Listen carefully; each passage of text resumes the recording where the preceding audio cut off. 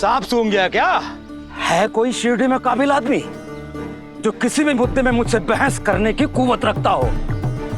अगर उसने मुझे हरा दिया तो तुम लोग इस फकीर को अपने साथ लेकर जा सकते हो। इसने तो चालाकी से साईं के साथ बहस करने के लिए मना कर दिया। अब हम क्या करेंगे?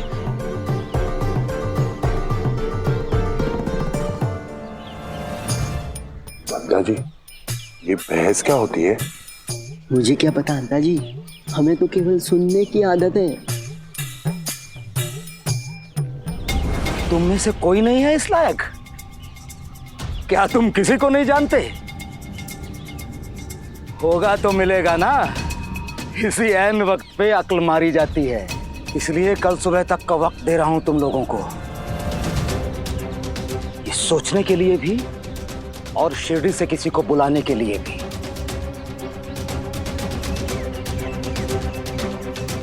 मेरे साथ बहस और तकरीर करना सबके बस की बात नहीं है। सोच लो, अगर वो मुझसे जीतने में कामयाब रहा तो तुम्हारे इस साई को जाने दूंगा मैं।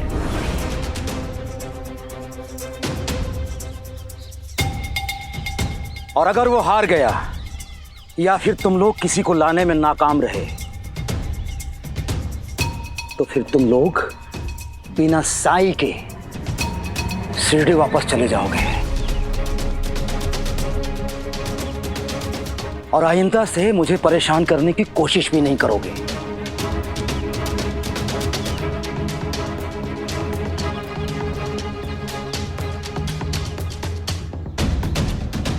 ए फकीर, चल, अब मेरे खाने का वक्त हो गया है।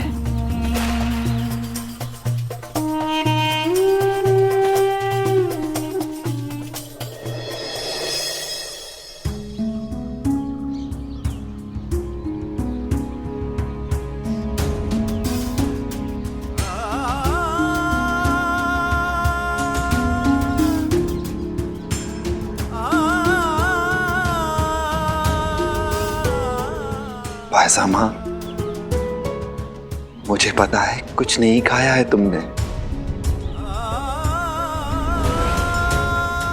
लो, खा लो।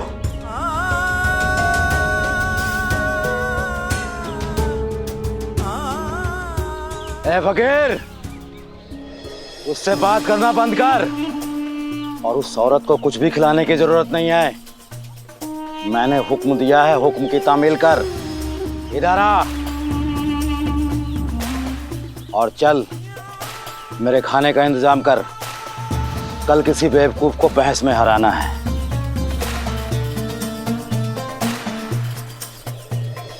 मुझे माफ कर देना भाईसामा।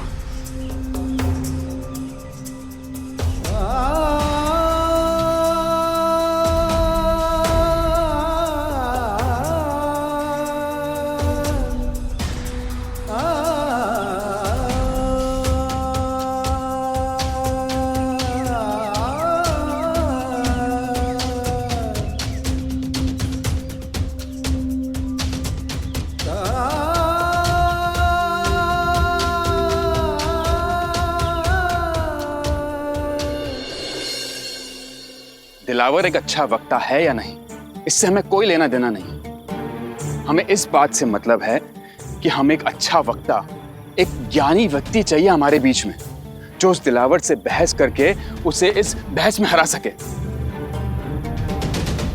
पाटिल जी, आप ही बताइए, क्या आपकी नजर में ऐसा कोई व्यक्ति है? मैं ऐसे दो चार लोगों को जानता हूं, लेकिन वो शिरडी से नहीं है। और दिलावर ने साफ साफ कहा है कि वो आदमी शिरडी का ही होना चाहिए। शिरडी के तो लगभग सभी लोग यहां मौजूद हैं और हम सब मदद के लिए साईं की तरफ देखते हैं। तो फिर हम उस दिलावर को बहस में कैसे हरा सकते हैं? फिर भी हम हार मानकर तो नहीं बैठ सकते ना। हमें किसी ना किसी को तो ढूंढ कर लाना ही होगा। हम आपकी भावनाओं को समझ सकते हैं, लेकिन इस समय हमें ऐसे व्यक्ति की आवश्यकता है जो धार्मिक ग्रंथों को जानता हो, जिसने अपने व्यवहारिक ज्ञान की प्राप्ति के लिए उस दिलावर जैसा देश भ्रमण किया हो। अब आप ही बताइए, क्या हमारे बीच ऐसा व्यक्ति है?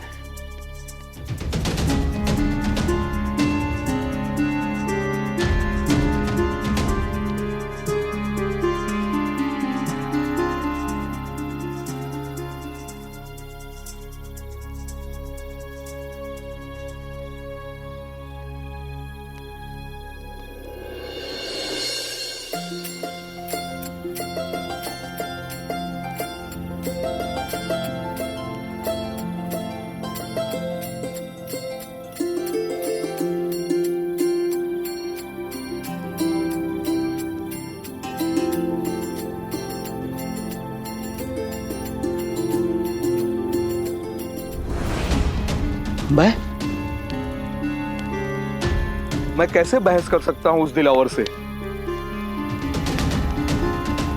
जब मैं साईं से मिला था तो मुझे लगा कि अभी मुझे बहुत कुछ सीखने की आवश्यकता है।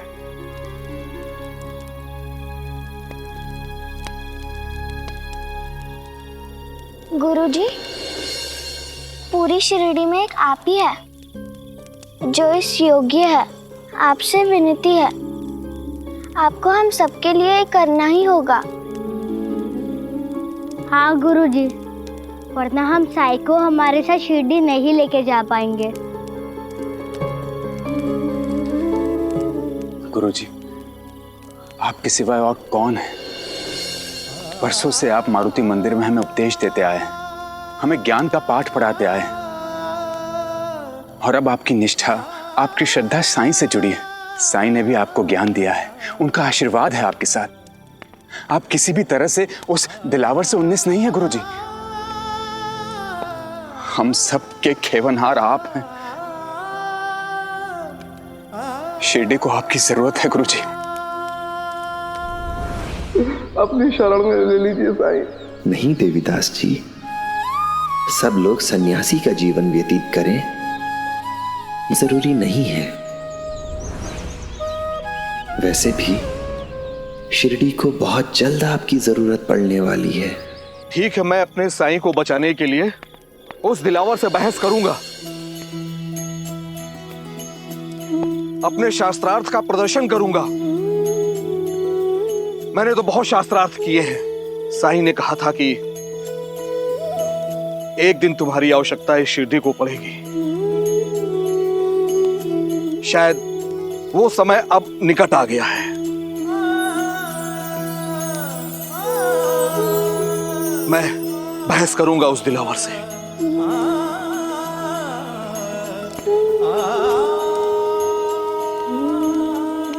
साईं, मैं तुम्हें वापस शिरडी लाऊंगा।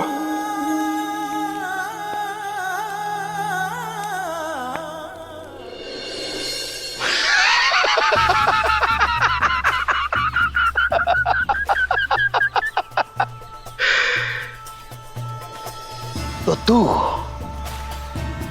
तू करेगा मेरा मुकाबला? तू? हाँ, मैं तुझे हराकर अपने साईं को शिरडी वापस ले जाऊंगा। तेरी इतनी औकात कि तू मेरा सामना कर सके? हाँ, मेरे शागिर्द का शागिर्द है ना तू?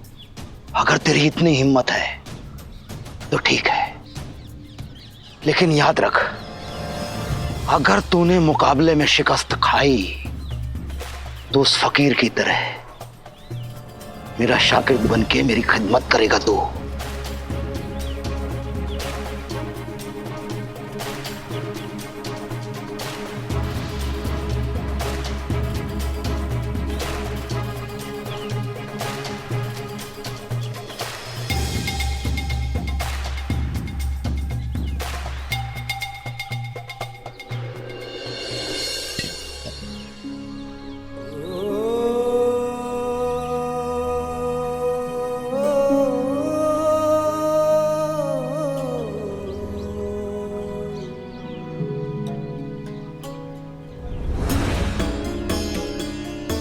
मुझे स्वीकार है, मैं अपने साईं और शिरडी के लिए कुछ भी कर सकता हूं।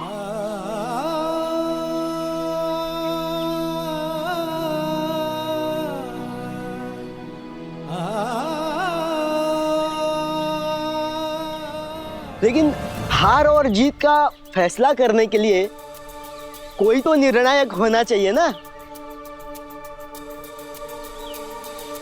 वैसे कुलकर्णी सरकार तो है नहीं यहाँ, उनके सेवक तो हम ही हैं।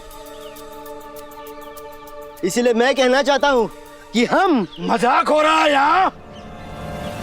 हाँ? ना मुरादो, तुम लोगों ने ये सोच कैसे लिया कि गांव के सबसे बड़े दो बेवकूफ अक्ल के मुकाबले में मुंसिफ बनेंगे और मैं राजी हो जाऊंगा?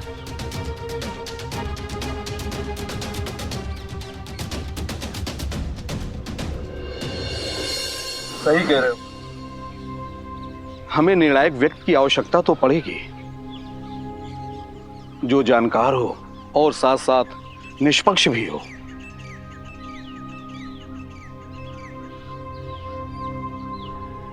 पर ऐसा व्यक्ति हमें मिलेगा कहां?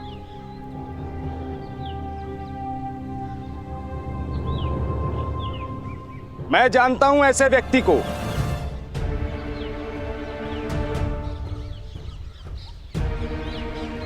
कौन है वो आदमी?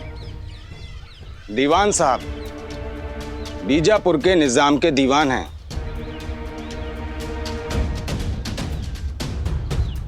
और वो इस समय राहता आए हुए हैं। उनके जैसा निष्पक्ष और ज्ञानी आदमी ही इस मुकाबले का निर्णायक हो सकता है, और मेरी उनसे जान पहचान भी है। आप जानते हो उन्हें? मैंने भी बहुत सुना है कि बड़े निष्पक्ष इंसान है वो। अगर वो इस चीज के लिए मान जाते हैं तो इससे अच्छी बात हो ही नहीं सकती है। हाँ, मेरी मुलाकात एक बार उनसे हुई है। दूर दूर से लोग उनके पास न्याय मांगने के लिए आते हैं। क्या उनके पास हम लोगों के लिए समय होगा? आप लोग बेफिक्र रहिए, मेरे अनुरोध पर वो जरूर आएंगे।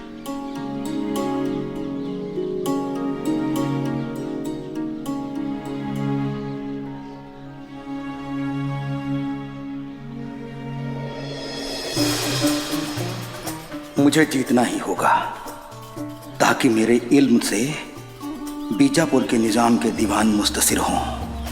फिर मेरा मुस्तकबिल सूरज से भी ज्यादा चमकदार होगा।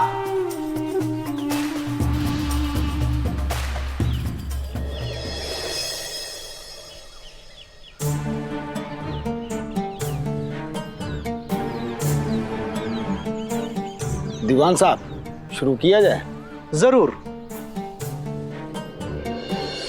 इल्म, बुद्धि और ज्ञान के इस मुकाबले में, इस बहस में मैं आप दोनों से एक प्रश्न करूंगा। इस प्रश्न का जवाब देवीदास जी आप और दिलावर अली जी आप दोनों ही बारी बारी से देंगे।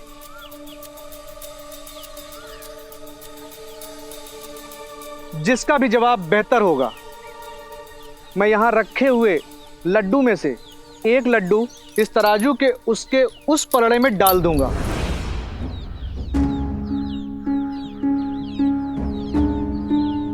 लाल पट्टी का यह पलड़ा दिलावर अली जी का है और सफेद पट्टी का यह पलड़ा देवीदास जी का है। यह प्रतियोगिता सूर्यास्त तक चलेगी। सूर्यास्त के वक्त जिसका भी पलड़ा भारी होगा, वजनी होगा, वही विजयी घोषित होगा। आप दोनों को मंजूर है? जी, मुझे स्वीकार है। मुझे मंजूर है। तो ठीक। तो मेरा पहला प्रश्न है। रुकिए,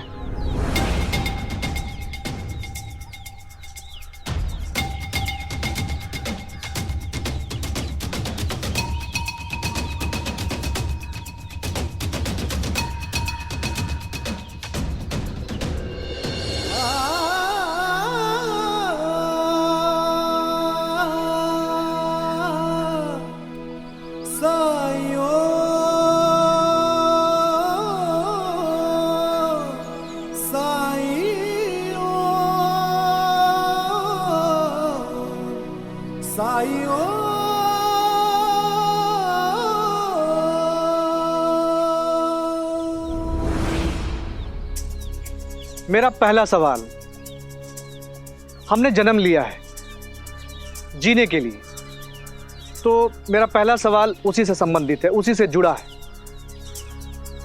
क्या जिंदगी जीने का कोई सही तरीका है?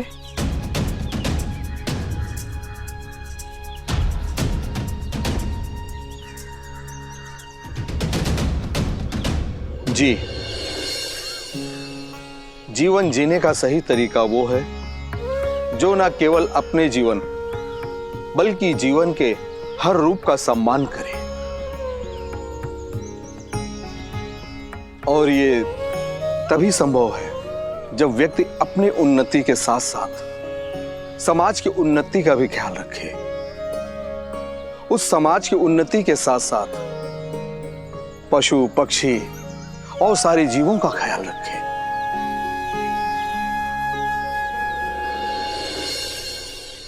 अपने और दूसरे के बारे में सोचने से पहले हमें उसे याद करना चाहिए जिसने हमें बनाया है। दिन रात, जमीन आसमान, जन्नत और जहन्नुम, इस दुनिया में हम जो भी देखते हैं सब कुछ उसी ने हमें दिया है। जिंदगी वही है जो उस खुदा के सजदे में गुजरे। जिंदगी वही है जो हर वक्त खुदा के शुक्रगुजार हो और उसकी इबादत करते हुए बीते।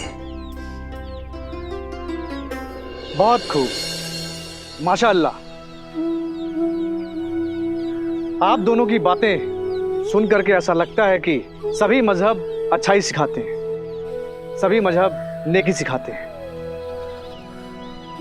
अच्छा लगा।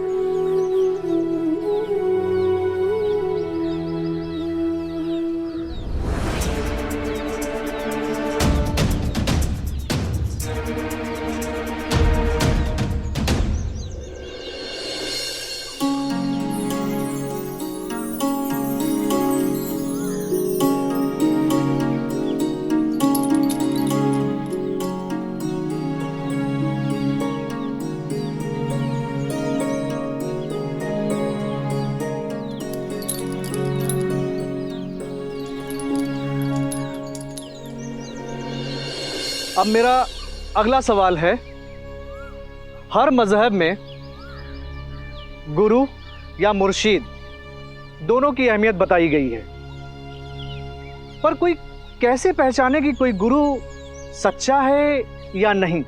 सच्चा मुर्शिद वही है जिसके तरफ उसके शागिर्द खुद ब खुद खिंचे चले जाएं, जिसे देख के न इंसान उसकी अच्छाई के बारे में सोचे और ना ही उसकी बुराई के बारे में। सच्चा मुर्शिद वही है जिससे मिलकर ये लगे कि अगर इसकी पनाह न मिली तो जिंदगी कभी भी मुकाम तक नहीं पहुंच पाएगी, जिसकी हर बात हुक्म लगे और उसे पूरा करना मकसद बन जाए।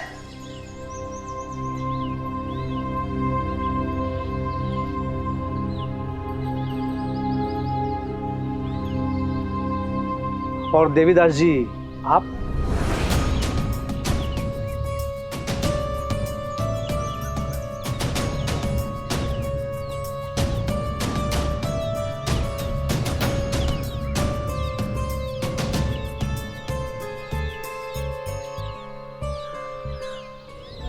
सबको अपने रास्ते खुद ही तलाशने होते हैं। मंजिल एक हो फिर भी सबको सफर अकेले ही तय करना पड़ता है। किसी एक व्यक्ति के सहारे नहीं रहा जा सकता, भले ही वो हमारा गुरु ही क्यों ना हो।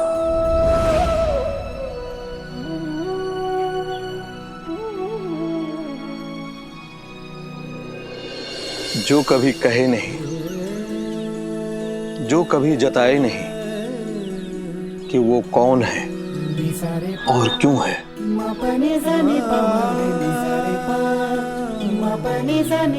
जिनके पास आने से सुख की अनुभूति होती हो और उनके अनुभव से मन के अंदर का अंधकार दूर होता हो, मेरे लिए वही गुरु है। और गुरु वो होता है जो अपने शिष्य को कभी बांध कर न रखे, उसे मुक्त रखता हो, उसे आजाद रखता हो। मेरे लिए वही गुरु है। गुरु वो है जो अपने शिष्य को न कभी अच्छा कहे और न कभी बुरा कहे। गुरु वो है जिसके मन में अपने शिष्य के लिए करुणा हो, प्रेम हो, वात्सल्य हो और संवेदना हो। गुरु वो है जिसे कभी डर न लगे, लेकिन श्रद्धा से शिष्य का शीश गुरु के चरणों में अपने आप झुक जाए।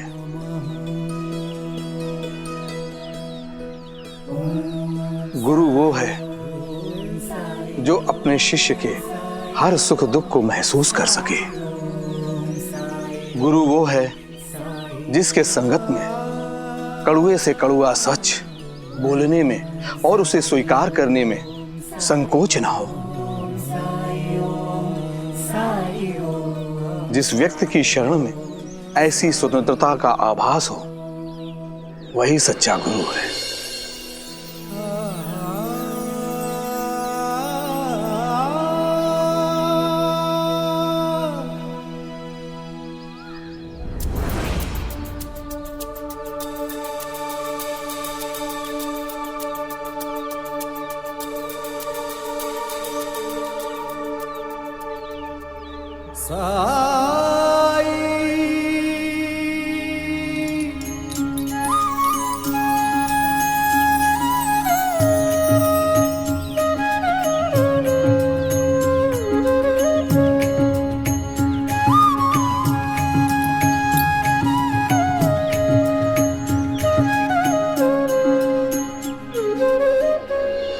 अब मेरा अगला प्रश्न ये है,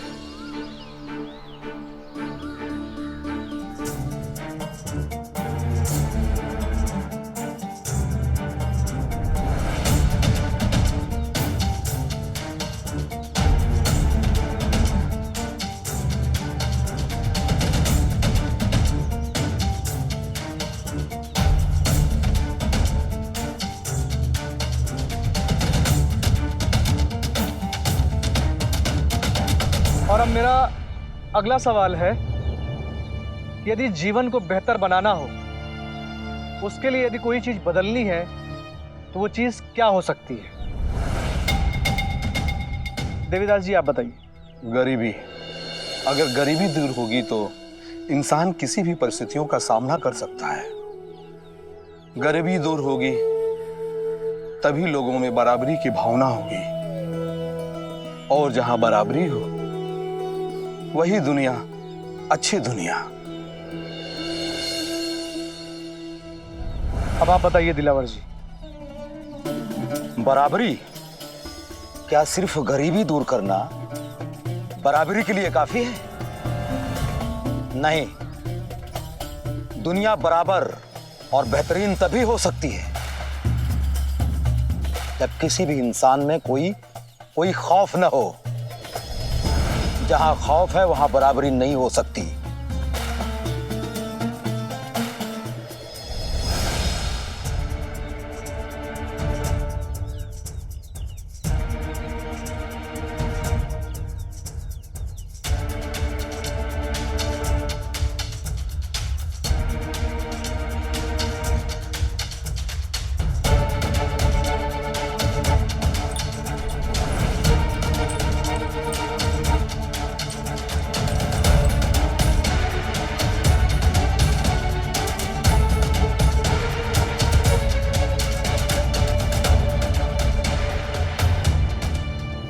मिट्टी या सोना?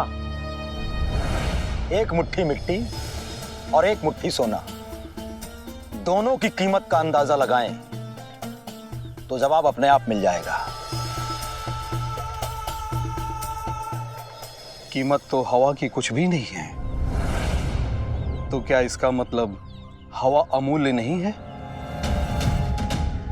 इसी तरह है सोना और मिट्टी। सोने पे पौधा नहीं उगता है, लेकिन मिट्टी से जीवन उपजता है। और मिट्टी ही है जिसमें एक ना एक दिन सारा जीवन समाहित हो जाता है।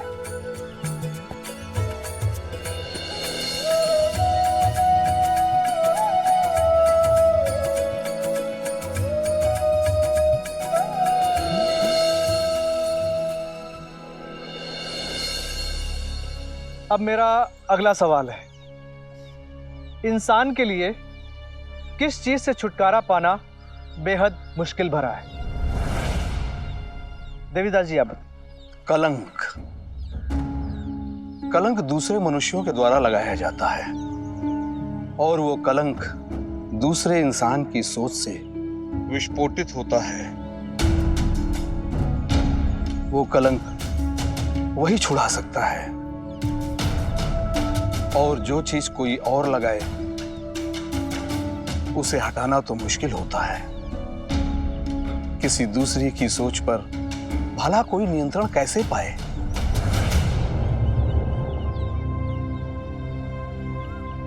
बचपन की यादें।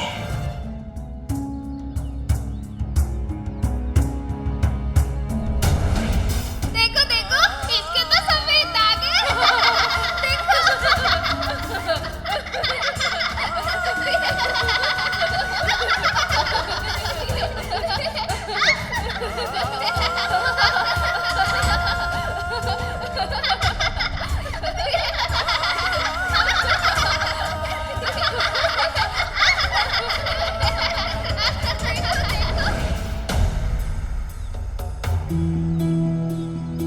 खुद को ये समझाना आसान है कि किसी और की सोच पे हमारा अख्तियार नहीं है, लेकिन जो चोट एक बच्चे की सोच पे लगती है, उस चोट को कैसे मिटाए कोई? अपनी ही यादों को कैसे मिटाए कोई? मिटा सकता है कोई?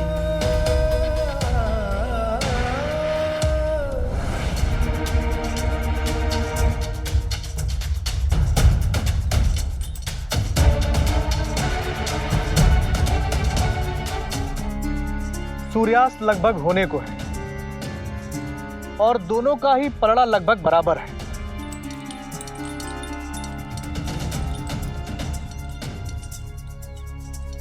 अब मेरा आखिरी सवाल है। इस सवाल का जवाब जो भी सही सही देगा वही इसका विजेता होगा।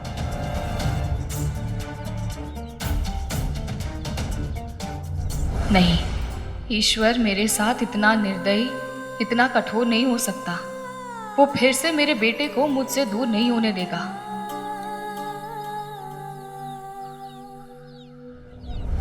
क्या आपने किसी के साथ बहुत बुरा बर्ताव किया है, लेकिन आपको उसके लिए कोई आत्मग्लानि नहीं है? जी, मेरा एक शिष्य था जिसके साथ मैंने बहुत ही कठोर व्यवहार किया। अपने शिष्य दामोदर के साथ, उसके साथ सख्ती की थी मैंने एक बार, जिसका दुख है मुझे। मैंने इसलिए किया था ताकि वो अपने जीवन में कुछ बन सके। आप मुझे निकाल रहे हैं यहाँ से? मेरी सेवा में कोई कमी रह गई? नहीं दामोदर, मैं तुम्हें निकाल नहीं रहा हूं, बल्कि तुम्हें मुक्त कर रहा हूं, जिससे तुम नया मार्ग ढूंढ सको। आज मैंने साइंस से जाना कि मुझ में गुरु बनने की योग्यता नहीं है, तो भला मैं तुम्हें अपना शिष्य कैसे बना सकता हूं? ईश्वर की कृपा से अब वो सही जगह पर है और वो अपने कार्य में खुश है, इसीलिए मुझे कोई ग्लानि नहीं है। और दिलावर जी, आपका क्या कहना है? ये आखिरी सवाल है और दीवान को अपना कायल बनाने का आखिरी मौका। एक नहीं, बहुत बार मेरी जिंदगी में मेरे कई शागिर्द रहे हैं, और उन्हें सिखाने के लिए, उन्हें लायक बनाने के लिए जितनी सख्ती मुझे करनी चाहिए थी उससे कहीं ज्यादा सख्ती की है मैंने।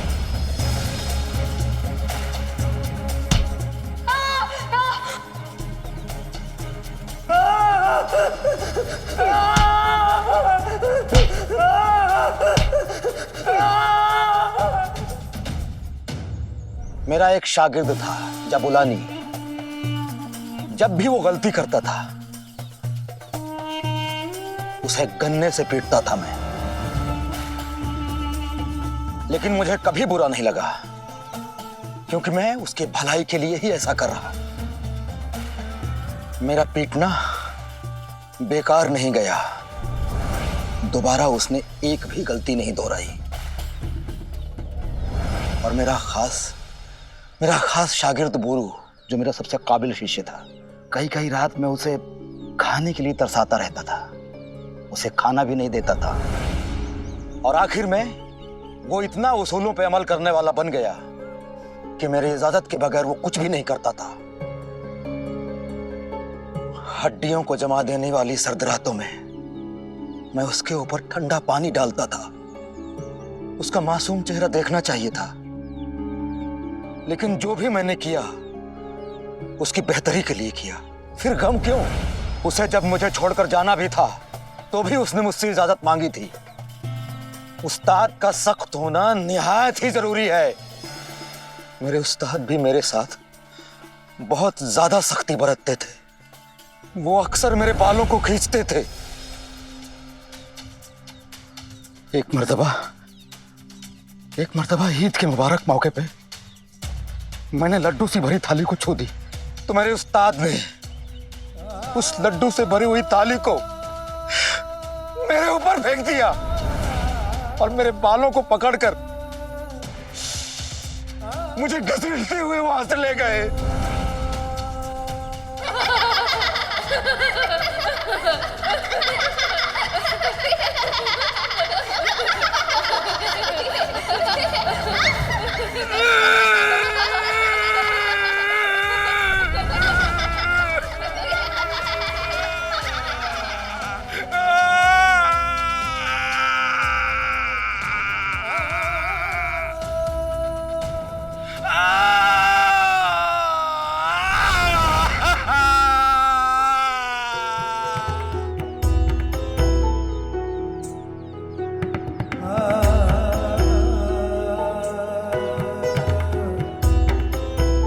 रो लीजिए, अगर आंखों में ही रुकी रहें तो कांच बन जाती हैं ये बूंदें। आज बह निकली हैं, बह जाने दीजिए। इंसान जब सबके सामने रोने की हिम्मत पा लेता है तो समझ लेना कि वो सबके सामने अपने किसी भी सच को स्वीकार करने की हिम्मत पा चुका है। दिलावर जी का क्रूर चेहरा सभी ने देखा, लेकिन इस क्रूरता के पीछे दिलावर जी क्या छुपा रहे हैं ये कोई नहीं देख सका।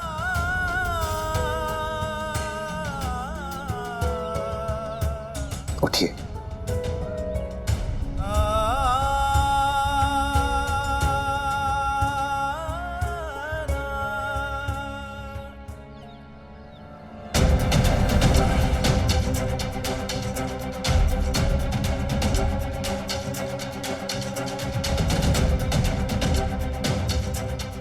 हम सभी में कुछ त्रुटियां, कुछ कमियां, कुछ दोष होते हैं। कुछ कमियां ऐसी होती हैं जो पूरी दुनिया को दिखाई देती हैं और कुछ ऐसी जिन्हें हम खुद भी देख नहीं पाते हैं। अगर हमें दूसरे की कमियां दिखाई दें तो इसका मतलब ये तो नहीं कि हम दूसरों से बेहतर हैं। अपना सच दूसरों के सामने लाने के लिए हिम्मत ही नहीं, विश्वास भी चाहिए।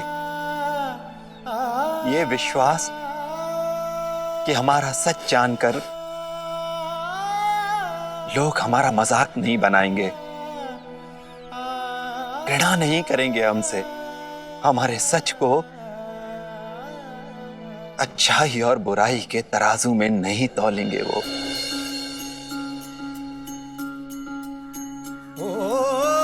जब कठिनाई छाई तू ही याद आया, भटके राही को तूने रास्ता दिखाया, तूने भक्तों का बेड़ा पार लगाया, तेरी महिमा मेरे साईं कौन जान पाया।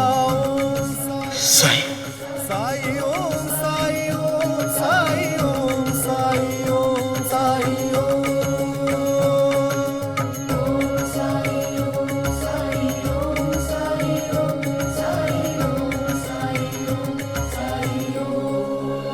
मुझे कुछ अजीब सा महसूस हो रहा है।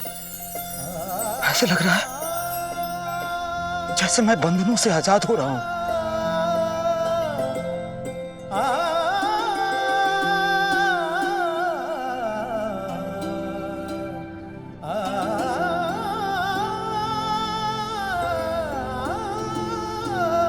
अपने इन सफेद दागों को लेके अब मुझे कोई परेशानी नहीं है साईं, कुछ भी नहीं।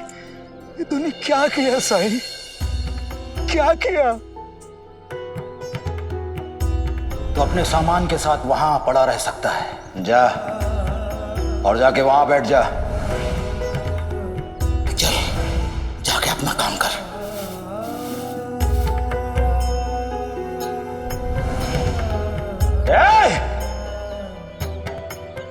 दिन भर लकड़ी बीनता रहेगा तो खाना कब बनाएगा? पीछे, मेरे पीछे आ। मैं तुम्हारे साथ बेरुखी से, सख्ती से पेश आता था, यहां तक कि मैं तुम्हारा उस्ताद नहीं बल्कि तुम्हारा मालिक बन बैठा था। इसके बावजूद भी तुमने मेरी मदद की। सच तो ये है कि कोई भी इंसान किसी दूसरे इंसान का मालिक नहीं बन सकता, क्योंकि वही सबका मालिक है, सबका मालिक एक।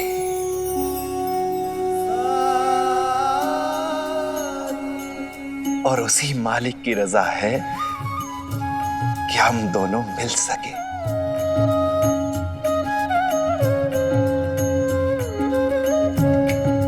मुझे माफ कर दो साईं।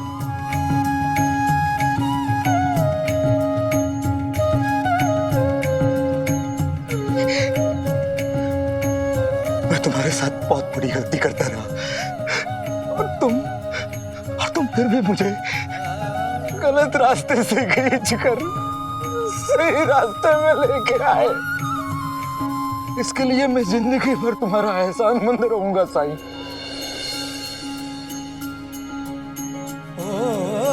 सबक सबूरी के ही जिसने सिखाए, उसी की परीक्षा के ये पल में आज आए।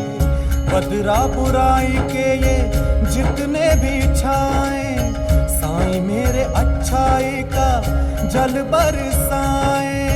कष्ट जो अपार साईं हंस के उठाए, मन में साईं के क्या है कौन जान पाए। ओम साईं ओम साईं ओम साईं साईं ओम साईं ओम।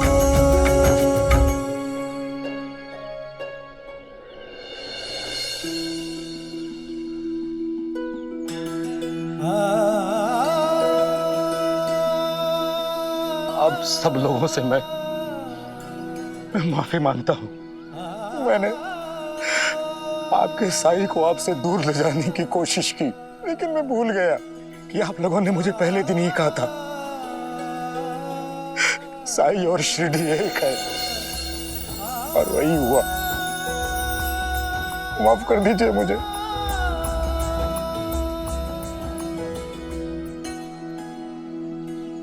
ऐसा लगता है कि अब यहाँ मेरी कोई जरूरत नहीं रही।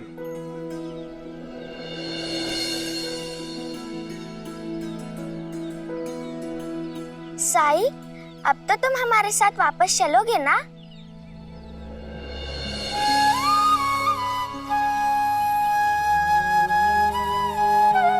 हाँ लक्ष्मी, अब मैं शिरडी लौट सकता हूं, द्वारका माई में रह भी सकता हूं मैं। लेकिन क्या मेरे शिरडी वापस लौट आने के बाद कोई दूसरा दिलावर अली शिरडी में नहीं आएगा? क्या शिरडी के लोग अपनी किस्मत चमकाने के लिए, अपना भाग्य बदलने के लिए परिश्रम के बजाय टोने टोटकों पर विश्वास करना छोड़ देंगे? जब से दिलावर अली जी द्वारका माई में आए, बड़ी खामोशी से शिरडी वासियों को देखता रहा मैं। हाथ दिखाने में या अपने भाग्य जानने की उत्सुकता, इसमें कोई बुरी बात नहीं है, ये तो सब में होती है। बुरा तो तब होता है जब हम खुद में विश्वास करना छोड़ देते हैं, अपनी मान्यताओं को त्याग देते हैं। तुम्हारा भविष्य तुम्हारे कर्म में है,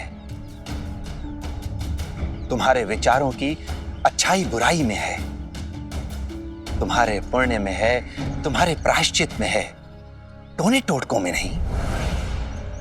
लोगों ने ये सब जानते हुए भी अपनी समझदारी के बजाय दूसरे लोगों पर भरोसा किया। जानते हो क्यों? क्योंकि उनमें श्रद्धा और सबूरी दोनों की कमी थी। कोई अपनी पत्नी से झगड़ा करने लगा, किसी ने मनचाहा जीवन साथी पाने के लिए परिश्रम के बजाय टोने टोटके को अपनाया। क्या छोटे रास्ते पर चलकर जीवन का लंबा सफर तय किया जा सकता है? क्या कोई अपनी किस्मत को चकमा दे पाया है कभी? ये जीवन हमें सुख और दुख दोनों के साथ ही मिलता है। अगर इनसे भागोगे तो जीवन का अनुभव अधूरा ही रह जाएगा। और ऐसे ही कोई ना कोई दिलावर अली तुम्हारी बेसब्री का, तुम्हारे सब्र ना रखने का फायदा उठाता रहेगा। साई, हमें माफ कीजिए, हमसे गलती हो गई। हमसे गलती हो गई साई, हमें क्षमा कर दीजिए। और लक्ष्मी, मैंने तुम्हें कितनी बार समझाया कि दिलावर जी का सम्मान करो, लेकिन तुमने मेरी एक बात नहीं मानी। किसी का भी उसके रंग ढंग, उसकी वेशभूषा के लिए मजाक नहीं बनाना चाहिए। मुझसे गलती हो गई साई, मुझे माफ कर दो। अब से मैं तुम्हारी हर बात मानूंगी। साई,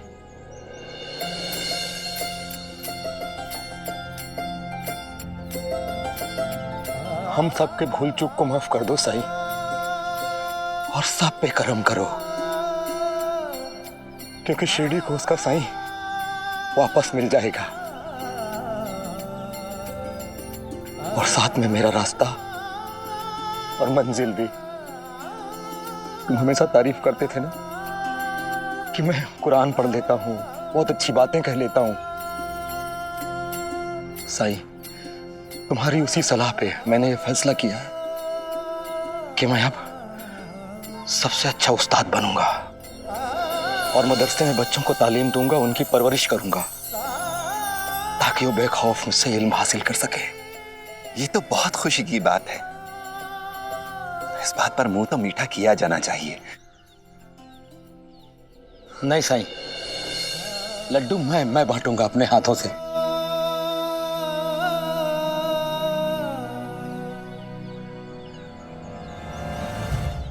शायद मैं जरूरत से ज्यादा खुश हो गया हूं, अपने हद को भूल गया हूं।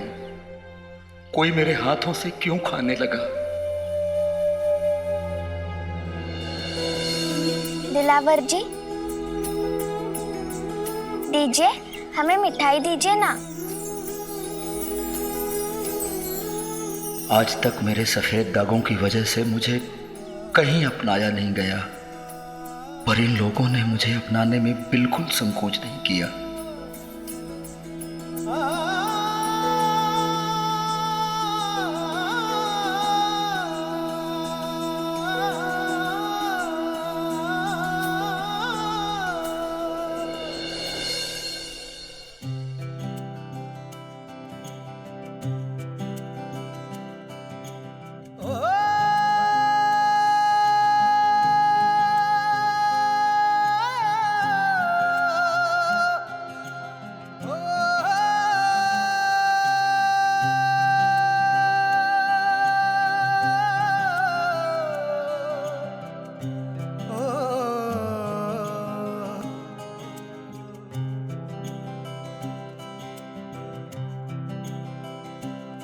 ना मांगू दुआ,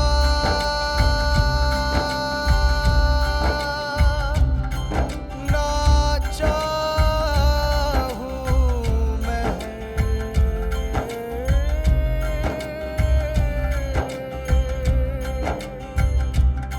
ना मांगू दुआ, ना चाहूं मेहर, बस तेरा करम हो शाम सहर। ना मांगू दुआ, ना चाहूं मेहर, बस तेरा करम हो शाम सहर। राही को दिखाए राह गुजर, बस एक नजर तेरी एक नजर।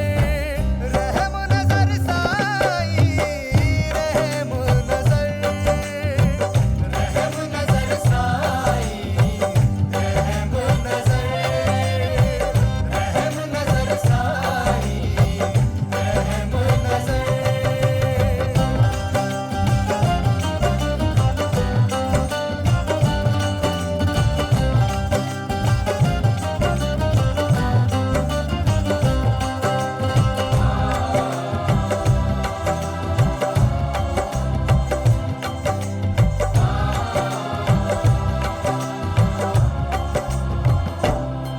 बांधी तूने सर पर कफनी,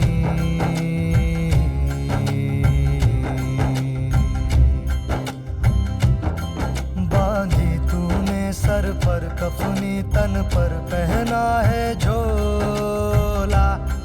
कोई फकीर है मस्त ये मौला, या बैरागी भोला। कहाँ से आए जाए किधर,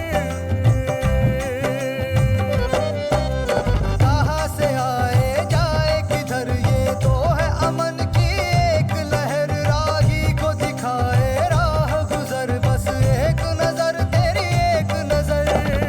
रहम नजर साई, रहम नजर, रहम नजर साई,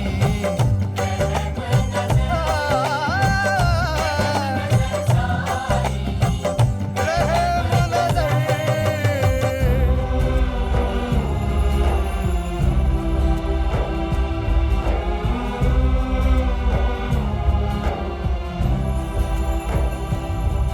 बंदे हैं हम सारे उसके, बंदे हैं हम सारे उसके, सबका मालिक एक। श्रद्धा और सबूरी रख कर काम किए जाने एक। कोई भी राह, कोई भी सफर, कोई भी राह, कोई भी सफर, उस तक पहुंचे हर एक डगर। राही को दिखाए राह गुजर, बस एक नजर तेरी एक नजर। रहम नजर साई, रहम नजर, रहम